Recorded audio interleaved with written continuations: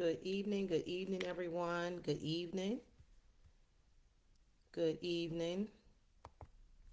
I'm Dr. Cherie M. Good, and I haven't done a live in quite some time now, but I thought today would be an excellent day to go live. The reason being is that October the 10th is Mental Health Awareness Month. And so often, this is a topic that we really rarely discuss. We don't want to talk about because it's a very, very touchy topic. And so tonight, I wanted to jump on quickly and just give 10 ways that you can perform self care that can aid in your mental health.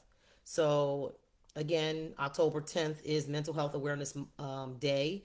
This entire month is dedicated to mental health awareness, but it's a topic that we don't talk about enough.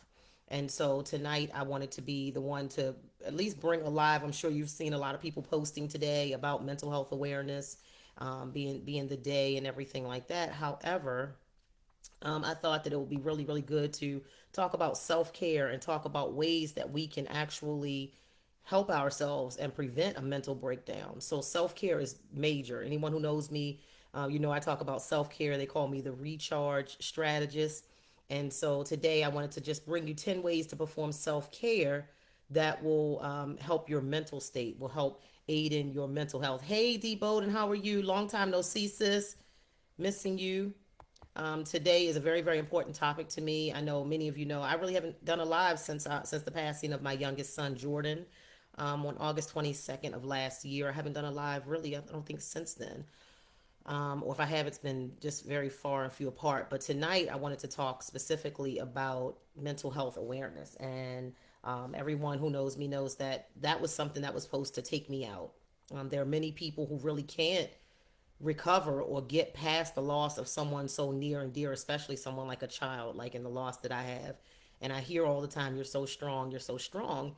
And that's not what I'm really trying to be. I'm just being transparent and letting others know how it feels to have such a great loss, like the loss of my son, Jordan Alexander Cofield. And that easily, we're all just maybe one step away from having a mental health event. So by today being Mental Health Awareness Day, I thought it would be the perfect time to talk to you guys. I know after losing my son, I suffered panic attacks, something that scared the life out of me because it was nothing that I ever had experienced before. I had never had panic attacks, never had anxiety attacks. But witnessing the trauma of seeing my son's dead body caused me to have memory lapses. It also had caused me to have some anxiety attacks. And so I think we need to talk about it more and more and normalize things that are going on with us and tell somebody else about what's going on so that we don't feel like we're alone in our journey, because all of us are literally one event away from having a mental breakdown or mental health event.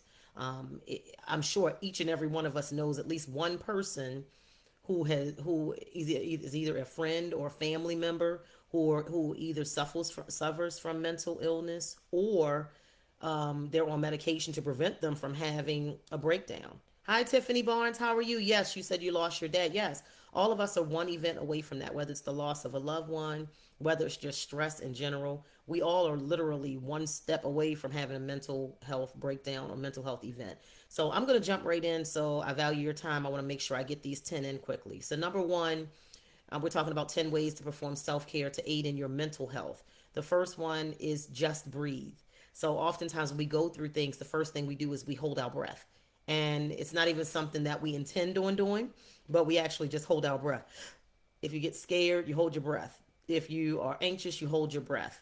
But instead of holding your breath, it's advised that we just breathe.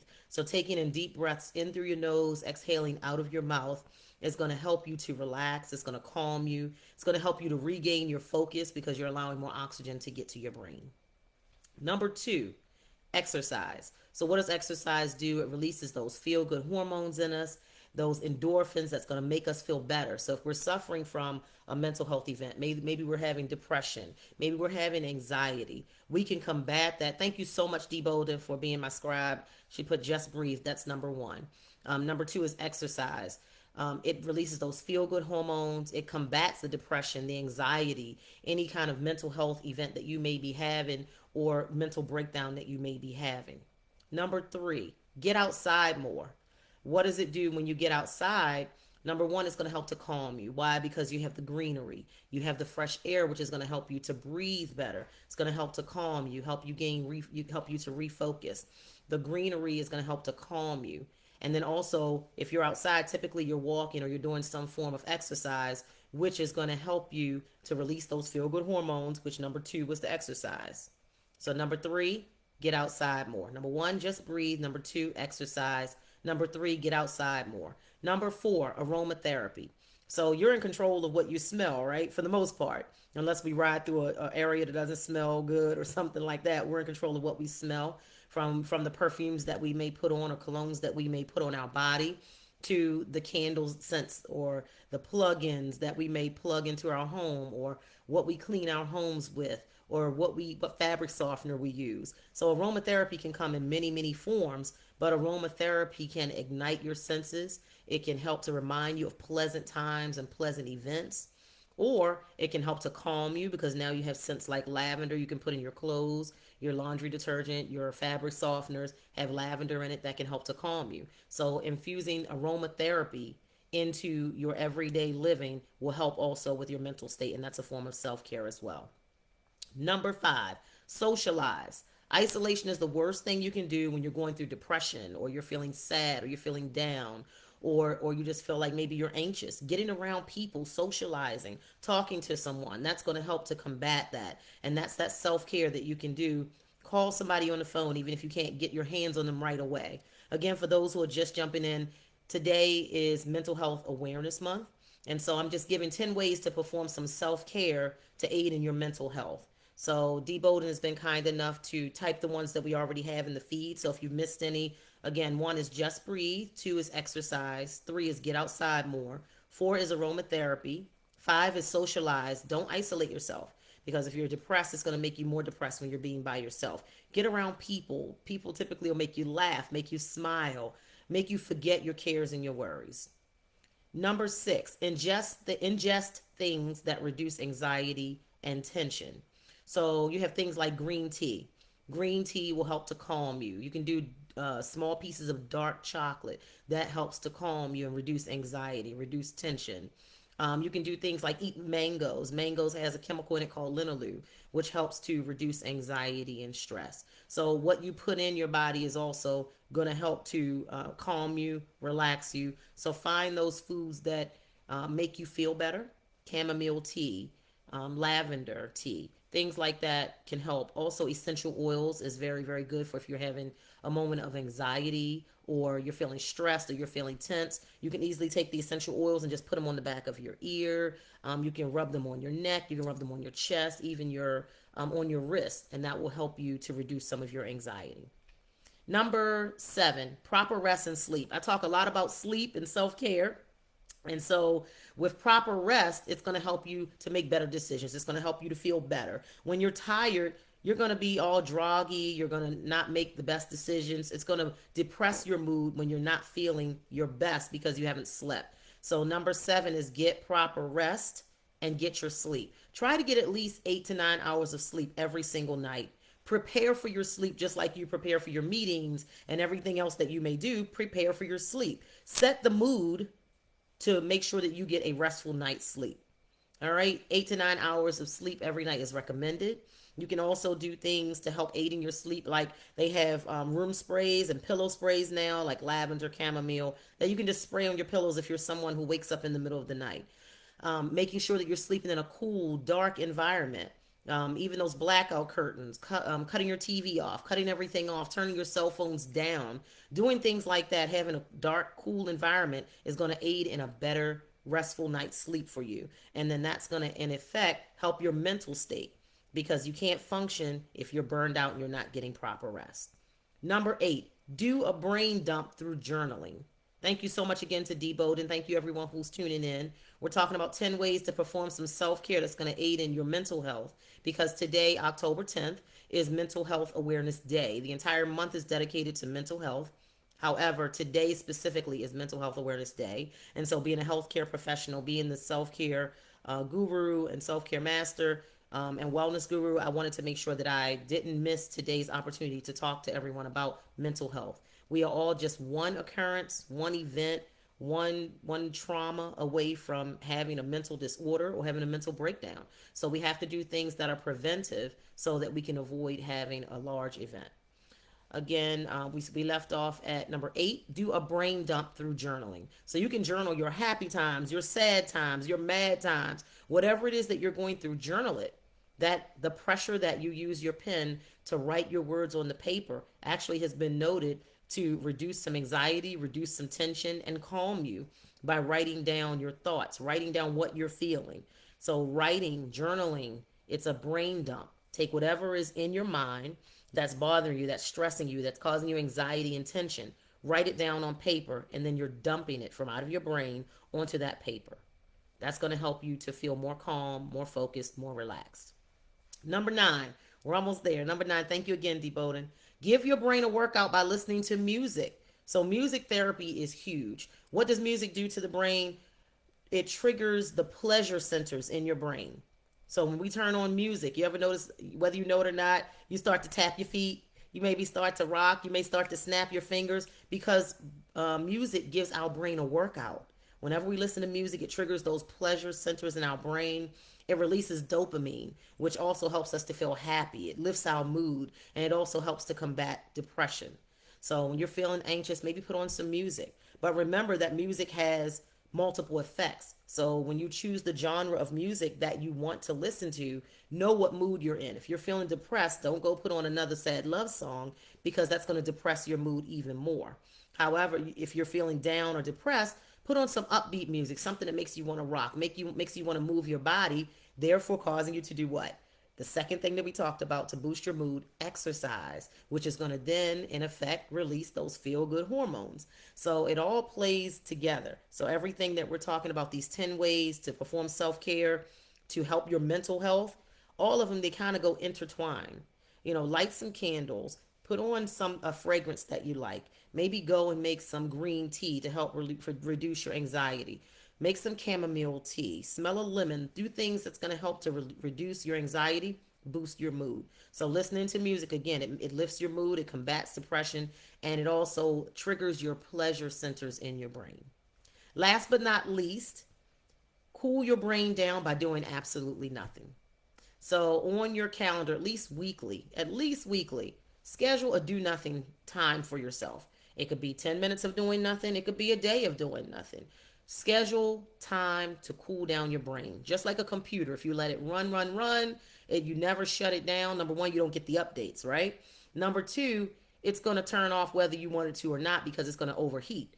Well, the same way with our bodies. We are a fine-tuned machine. Our brains need time to rest. So we need to take time to do nothing, where our brain is not processing anything, where we're just doing literally nothing just to reboot, to get all the updates we need to keep our mental health at optimal function.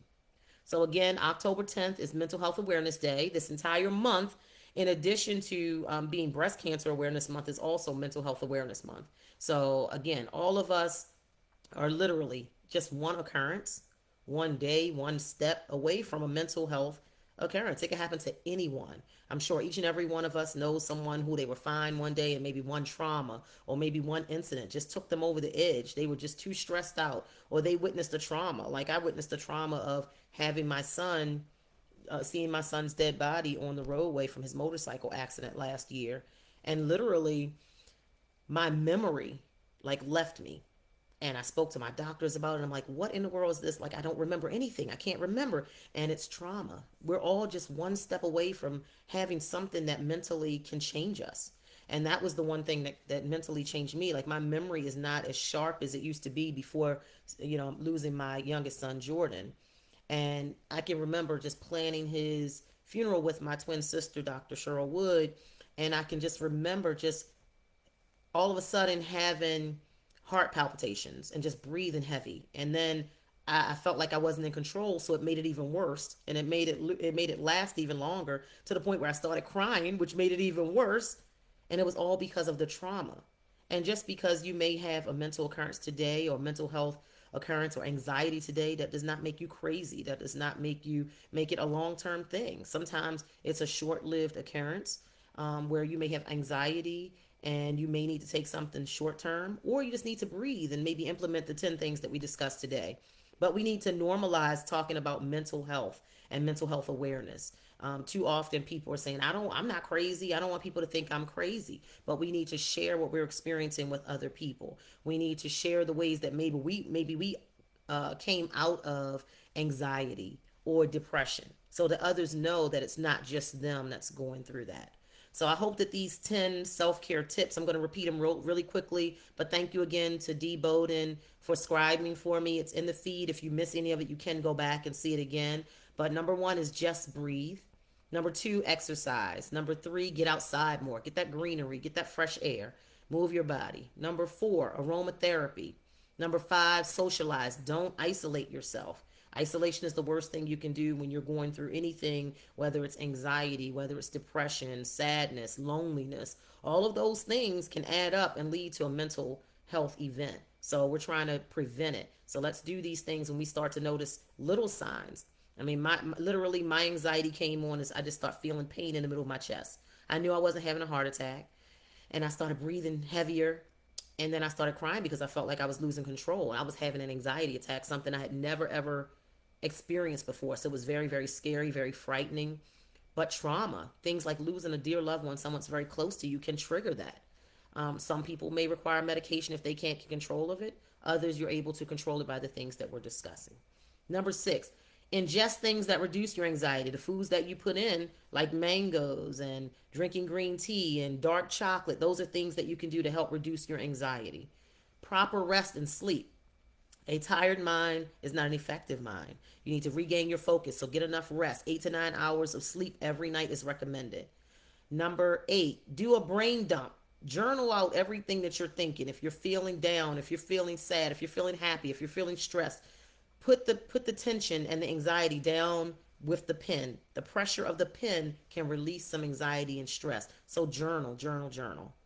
Number nine, give your brain a workout by listening to music because it's going to trigger that pleasure center in your brain. It's going to make you feel happy by releasing the dopamine. It's going to lift your mood and it's going to combat depression.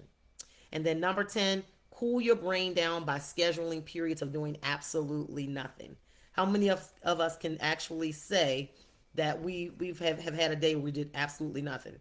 Like whether it just be just laying around in bed all day, getting extra rest, whether it be just eating your favorite food in bed or just watching your favorite movies, doing nothing that requires us to really, really think hard or do anything that's going to require us to work that day. We all need periods to de-stress, to relax, to rejuvenate, to recharge so that we can keep our mental health in tip-top shape. Thank you again to Dee Bolden for scribing tonight. Just wanted to come on and do this. This is very near and dear to me, not only because I have family members who suffer from mental illness, but also suffering last year from anxiety attacks after the death of my son. Literally, all of us are one step away or one event away from having a mental health breakdown, a mental health occurrence. And so we need to normalize talking about it. And the more we talk about it, the more others will be more comfortable talking about it to you. And if someone does come to you and they talk to you about something they're experiencing, whether it be a panic attack or depression or loneliness, don't push them to the wayside. Listen with an open ear and open heart. Don't judge because literally it could happen to anyone.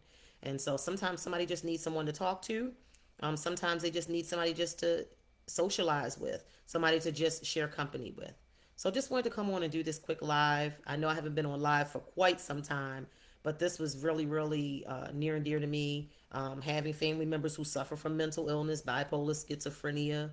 I'm a caregiver. My mom actually suffers from mental illness. And so another reason why my family, my siblings, and I have to work extra hard for prevention. We have to watch things and we have to listen to our bodies. We have to listen to how we're feeling. A lot of times we ignore it, like, oh, I'll be fine, or we'll just go get into bed. No, that's not what we want to do. You want to make sure that you're paying attention to your mind, your body, your spirit, and take actions according to what your body and your mind, your mental state is. Pay attention to yourself, and whatever it is that you need to do to get yourself help, whether it be to go see a mental health professional, whether it be to get a therapist to talk to, whether it is to make a phone call and talk to someone, whether it be getting on medication, whatever you have to do in order to be well, totally well, mind, body, and spirit. That's what we want you to do.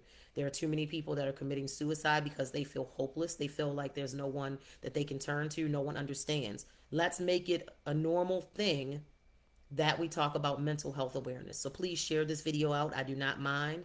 I am very, very transparent in my life as far as suffering the panic attacks after my son died.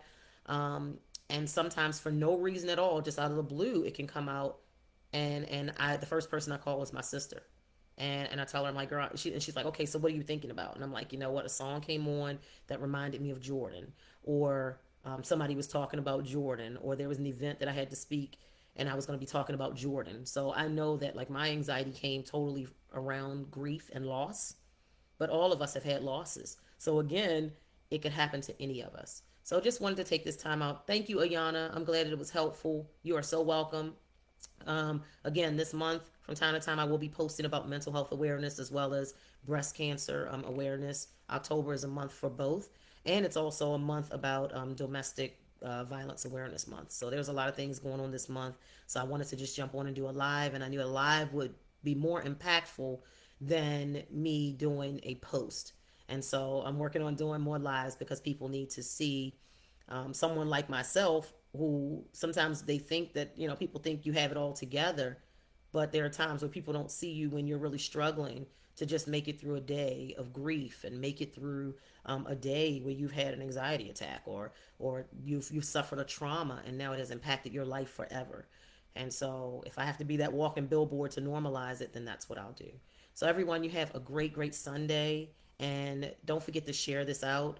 And also, if you want to post your own post about mental health awareness this month, please do. But today, October the 10th, is Mental Health Awareness Month. Everyone, make sure you're nurturing your mind and not just your body or your spirit. Yes, real time vulnerability. Yes, Ayana. Thank you, sis. Good night, everybody.